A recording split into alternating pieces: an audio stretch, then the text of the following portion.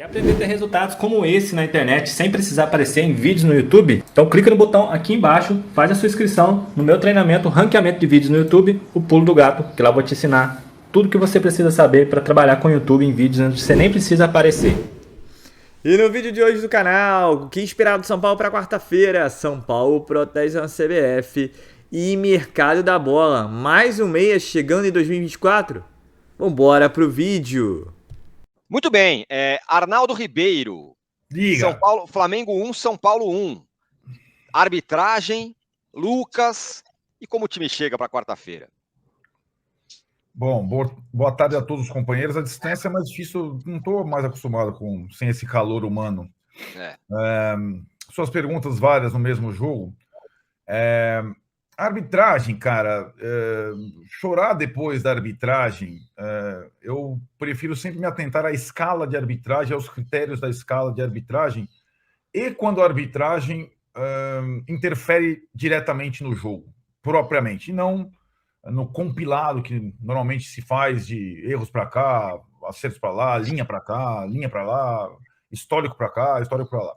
Então, o critério da escala de arbitragem desse final de semana foi escalar árbitros menos experientes nos jogos, tentar ganhar árbitros para o restante da temporada. Então, isso foi visto e observado em todos os jogos grandes, mais tradicionais, né? Então, o Flamengo e São Paulo, que era o jogo de maior visibilidade, sobretudo pela fase do Flamengo, difícil, embora não fosse o jogo da TV aberta, teve a arbitragem do gaúcho Klein, que é um árbitro novo, inexperiente e tal, informação, e, digamos, mais sujeito a fatores caseiros, como foi visto durante quase toda a rodada. Eu não, na verdade, em relação ao gol do Flamengo, eu já, bem pautado pela Marília, eu não tenho nenhuma convicção na linha ou na tecnologia do impedimento do VAR Brasilis. E acho até que hoje a gente teve o prazer de poder comparar situações, porque a Premier League voltou, né? E a Premier League tem um VAR mais legal, um VAR que funciona minimamente, que é mais rápido, que a tecnologia é melhor, que a linha é melhor, e que, em algumas situações milimétricas, ela privilegia o gol, ou a vantagem e tudo mais do ataque. Por conta disso, eu não acho que a linha toda torta para lá e para cá é que prejudicou o São Paulo. O que prejudicou o São Paulo, e a gente às vezes perde a questão de que é uma arbitragem, é um árbitro dar um pênalti, no mínimo duvidoso, aos 48 minutos do segundo tempo, ou seja, um lance em que ele interfere diretamente na partida. Para mim, não é o cara do VAR que está operando. A discussão é o Klein. O São Paulo está fazendo lá um protesto, muito mais pensando no jogo do Corinthians que propriamente em relação ao que aconteceu. O São Paulo normalmente não protesta. Aqueles jogos lá do Cuiabá, 2 pênaltis, não sei o quê. Está tendo protestos muito mais fortes, por exemplo, por parte do Fluminense contra o Grêmio, né? O Felipe Melo postou nas redes sociais, o Mário Bittencourt falou, o Diniz xingou, etc e tal. Enfim, eu acho que o São Paulo está, como quase todo clube faz, protestando em relação para o próximo jogo. O próximo jogo está definido agora há pouco, foi definido. Quem vai apitar São Paulo e Corinthians é o Rafael Claus, como previsto, que é um árbitro de São Paulo, é um árbitro da Copa do Mundo e é um árbitro menos suscetível a esse tipo de condição ou de situação que aconteceu no Maracanã. Ponto. Arbitragem, ponto. Quando você escala um árbitro pouco experiente, muito intervencionista, ele costuma ser caseiro. E foi o que aconteceu, mais uma vez. Para mim, não surpreende nem um pouco o que aconteceu. O que me surpreendeu mais que o São Paulo foi o Flamengo, Tironi. O Melved. Eu gostei da escalação no papel do Flamengo, pós-Olímpia. Achei, o São Paulo deu uma limpada, botou um time, tirou Davi Luiz, Felipe Luiz, colocou um time mais vigoroso. Os 3 caras no meio de campo que a gente pedia, Alan, Vitor Hugo e Thiago Maia. O Arrascaeta, o Bruno Henrique, o Gabigol, era o time, entre aspas, Ayrton Lucas voltou lateral, era o time ideal do Flamengo. Não podia discutir o goleiro. Cara, o Flamengo não competiu, mesmo mais jovem, mais vigoroso, melhor escalado, melhor disposto no campo. E o São Paulo com um time reserva, alternativo, que se juntou, um para ganhar ritmo, o outro para ser poupado, um para jogar X minutos. O São Paulo teve mais perto da vitória que o Flamengo. Eu acho que o São Paulo sai com um plano que também visava o jogo do Corinthians, quase intacto, porque acho que o Lucas jogou acima do que se esperava, o Rames entrou alguns minutos, o Wellington ganhou o ritmo, o Gabriel Neves ganhou o ritmo, o São Paulo ganha opções para quarta-feira, talvez fosse o principal objetivo. No resultado do Campeonato Brasileiro, foi um resultado que você, prevendo no início da tabela, na última rodada do turno, Flamengo no Maracanã empatar, ótimo. Só que o São Paulo no Brasileiro não ganha há muito tempo. O São Paulo tem uma das piores campanhas como visitante e o São Paulo está no meio da tabela. No Brasileiro está devendo demais, não fez um bom primeiro turno, mas também porque talvez tenha, e a gente pode dizer isso, menos ponto do que futebol. O São Paulo não está jogando exatamente mal e não jogou mal no Maracanã. Sobre o São Paulo fora de casa, o São Paulo tem a inacreditável 18ª posição no desempenho como visitante. Ele só é melhor do que o Santos e do que o América. E só ele e o América não venceram nenhuma partida fora de casa nesse primeiro turno que acabou ontem. Marília. Se antes desse jogo, você chegasse para algum São Paulino e desse um contrato, você assina um empate com o Flamengo no Maracanã, o São Paulo jogando com o time reserva, o São Paulino assinava na hora, daqui, pum, já assinava aqui.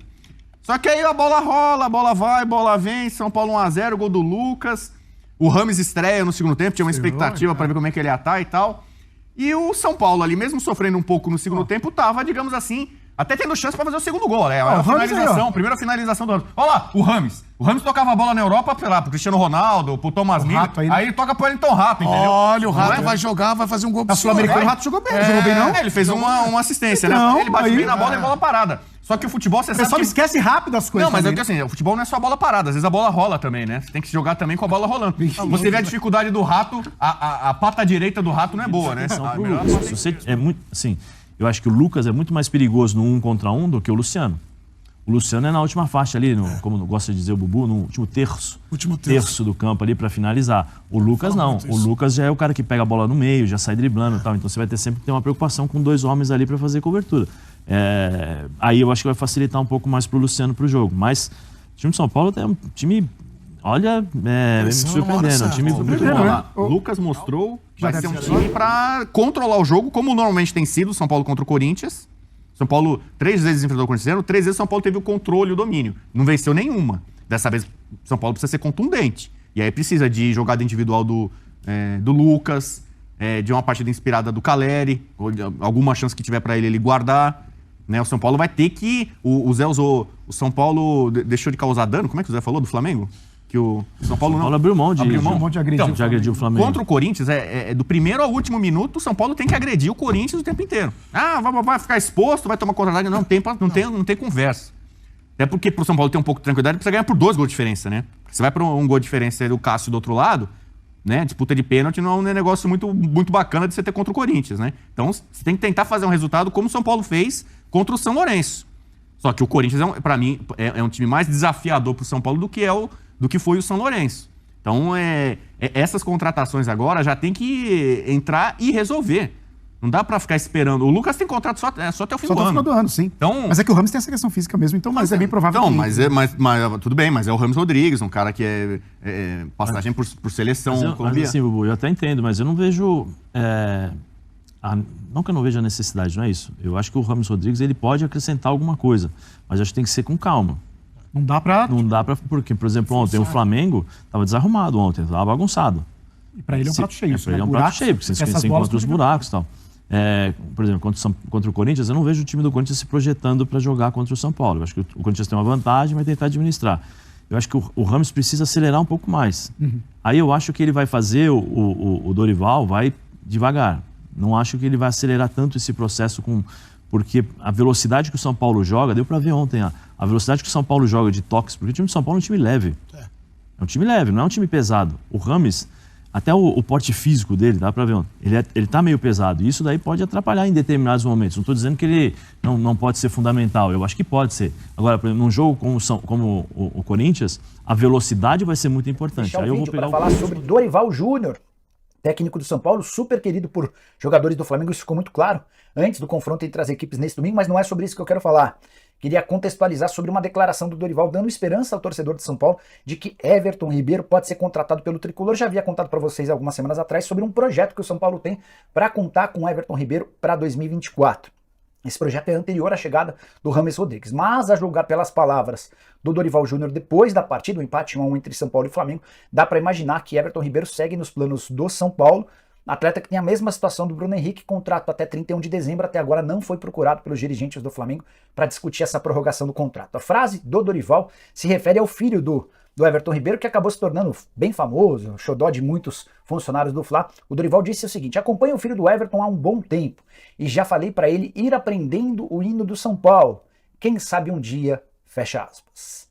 Você, torcedor são paulino, gostaria de Everton Ribeiro no seu time do coração? Possível ou provável impedimento do Luiz Araújo na jogada que dá origem ao lance do pênalti. E aí quando você vai ver a linha sendo traçada, é uma linha esquisita. Porque quando você tem ali no telão do Maracanã e na transmissão da televisão, você passa uma imagem para quem está assistindo o jogo de que aquilo é bagunçado, porque não é séria a linha ali toda torta. Então assim, quando você vai ter a certeza de que você está traçando uma linha e o trabalho está sendo feito, cara, não é daquele jeito. Então aquilo gerou uma insatisfação muito grande, não só de torcida, rede social, comentários, análises e tudo mais, mas também, claro, gera uma insatisfação da direção do São Paulo, que prontamente já fez uma documentação, fez uma reclamação formal para a comissão de arbitragem e para o presidente Edinaldo Rodrigues da CBF. São Paulo chegou na madrugada, depois do jogo, né? Chegou por volta de 3 da manhã, às 7 da manhã os dirigentes já estavam no Morumbi elaborando essa documentação que foi entregue à CBF. O que o São Paulo pensa com isso? São Paulo quer se posicionar porque sabe que tem um jogo quarta-feira, Copa do Brasil, vale vaga na final, né? Semifinal, vale vaga na final. Faz um jogo de bastidor ali, se posiciona nos bastidores, dando um recado, falando: olha, a gente está aqui de olho e não vamos tolerar mais erros. É algo que assim, não vai fazer. Essa falando aí primeiro da primeira especulação aí do Everton Ribeiro no São Paulo, feita pelo Jorge Nicola. Já não é a primeira vez que vem essa conversa, e era o plano A antes da contratação do Rames Rodrigues. Não chegou nem a começar o negócio porque o jogador quer esperar um posicionamento do Flamengo, porque a família está adaptada ao Rio de Janeiro, ele tem a preferência de ficar lá. Mas o clima mudou, né? A situação mudou lá. O São Paulo já não é unanimidade, o próprio Everton Ribeiro também já não é o titularíssimo. Então, assim, acho que seria uma ótima opção para o São Paulo, pensando até em você poder revezar Rames, Everton Ribeiro, e quem sabe, né? Quem sabe o São Paulo terminando bem esse ano, o Lucas não mude de ideia e permaneça no São Paulo. Até porque o que foi visto na segunda-feira, no domingo, o Lucas está bem acima, né? Fisicamente, tecnicamente, do que o Rames Rodrigues. O Rames Rodrigues ainda falta fisicamente. E além do mais, cara, não sei, é um jogador diferenciado, ele vai poder, vai no 1 contra 1, coisa que o São Paulo não tem. Então, vamos ver. Quarta-feira tem um jogo duríssimo contra o Corinthians tem que ter 11 jogos. Não vai ser um jogo fácil. Mas com o Lucas e com o Rames, você tem dois jogadores diferenciados que podem vir a ajudar a obtenção da classificação para a final da Copa do Brasil. E o São Paulo conseguindo o título, eu acho que atrai ainda mais esses bons jogadores como o próprio Everton Ribeiro. Então, assim, vamos acompanhar, mas eu acho que o que foi visto no jogo do Flamengo dá esperança. Ainda mais se o São Paulo consegue classificação. São Paulo consegue classificação para a final, tem mais tempo para o Rames entrar em forma, você ainda tem as quartas da Sul-Americana, então você tem muita coisa ainda para ser jogada, mas assim, é o jogo do ano para o São Paulo, porque vencendo o Corinthians, você quebra esse tabu, que São Paulo tem dificuldade e tudo mais contra o Corinthians, ainda mais você dá tempo aí para esses jogadores entrarem mais em forma ainda. E quem sabe com o título a gente consiga a permanência do Lucas Moura e tudo mais e trazer Everton Ribeiro. Mas principalmente o Bruno Henrique cairia muito bem, né? Que o empresário e o jogador parece que também estão satisfeitos, por exemplo, porque o Flamengo não renovou com eles. Pode vir para o São Paulo, meu amigo. Pode vir, a gente aceita, né? E o São Paulo obtendo títulos, voltando à crista da onda, eu acho que consegue contratar e trazer melhores jogadores, que é o que a gente quer. Voltar a ver o São Paulo competitivo novamente. E o legal é que você vê que o Lucas está bem acima do nível do futebol brasileiro. E o Rames Rodrigues, o pouco que ele jogou, cara, recebeu uma grande jogada do Rodrigo Nestor, chutou para fora, teve uma falta, e principalmente o passe que ele deu no pé do Wellington Rato, que perdeu a chance do São Paulo matar o jogo, simples assim, né? Também não vou crucificar o cara porque ele jogou bem contra o São Lourenço e também não vou esperar também que o Wellington Rato seja o Rames ou o Lucas, né?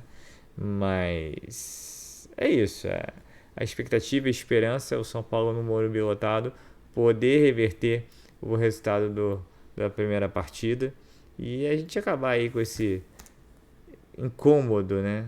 com relação ao Corinthians. A gente jogou 3 jogos e não venceu nenhum, mas sempre foi superior, né? Que vença, que faça 1, 2, 3, 4.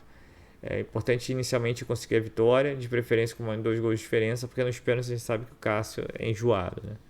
E o Rafael, pelo menos nos pênaltis, ainda não tenho confiança no goleiro. E só para fechar, é importante São Paulo pressionar a CBF, demonstrar algum tipo de incômodo com o que ocorreu no Maracanã. Vídeo que para mim, principalmente a linha do impedimento, é muito esquisita. O pênalti você pode entender como ou não como, para mim não foi, mas deixa quieto. Mas a linha de impedimento, cara, é muito mal feita. Então é bom o São Paulo dar aquela pressionada, a gente já sabe que o Klaus vai ser o juiz. Tudo bem, é um cara que tem experiência e tal, mas não vive um bom momento mesmo. Tem que ficar com os 2 pés atrás, porque nem no Morumbi o São Paulo tem se safado de péssimas atuações da arbitragem. Mas a principalmente é tentar em campo resolver a partida.